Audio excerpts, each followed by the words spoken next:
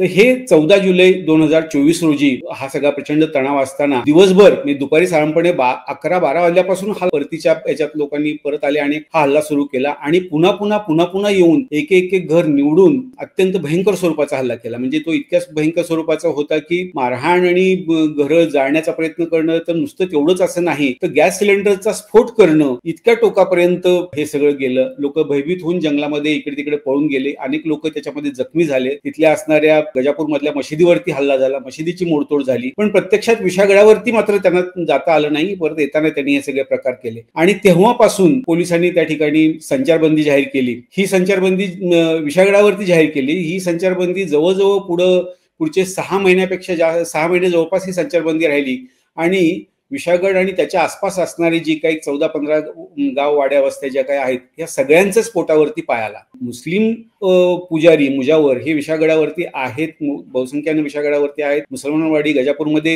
हे लोक आहेत, पण त्याच्या आसपासचे जे काही बाकीचे लोक जे आहेत हे बहुसंख्य लोक हे सगळे बिगर मुस्लिम आहेत आणि त्यांनी वेगवेगळ्या प्रकारच्या स्वरूपाची कामं होती. म्हणजे उदाहरणार्थ विशाळगडापर्यंत येणारे जाणाऱ्या वडापच्या गाड्या होत्या, चणे फुटाणे फुलं वगैरे याच्या सगळ्याचे व्यापार होते. तिथं राहायला येणारे लोक होते, त्यांच्यासाठी स्वयंपाक करून देणं, त्यांची बकरी कापणं वगैरे ह्या सगळ्या गोष्टी होत्या. त्यासाठी लागणाऱ्या स्वयंपाकाची साधनं होती ती देणं, अशा प्रकारचं प्रचंड मोठे म्हणजे किती होतं तर जवळजवळ रात्रीच्या वेळेला 4 बस गाड्या तिथे मुक्कामाला असायच्या. बरेचसे जे काही हिंदू भाविक त्यातले जे होते कर्नाटकमधून वगैरे येणारे 4 गाड्या त्या मुक्कामाला असायच्या आणि त्याच्या व्यतिरिक्त देखील दिवसभरामध्ये अक्षरशः हजारोंच्या संख्येने लोक यायचे जायचे. तिथं स्थानिक पातळीवरती कुठलाही तणाव नव्हता. अशी सगळी परिस्थिती असताना हे सगळं टोक आणलं गेलेलं आहे.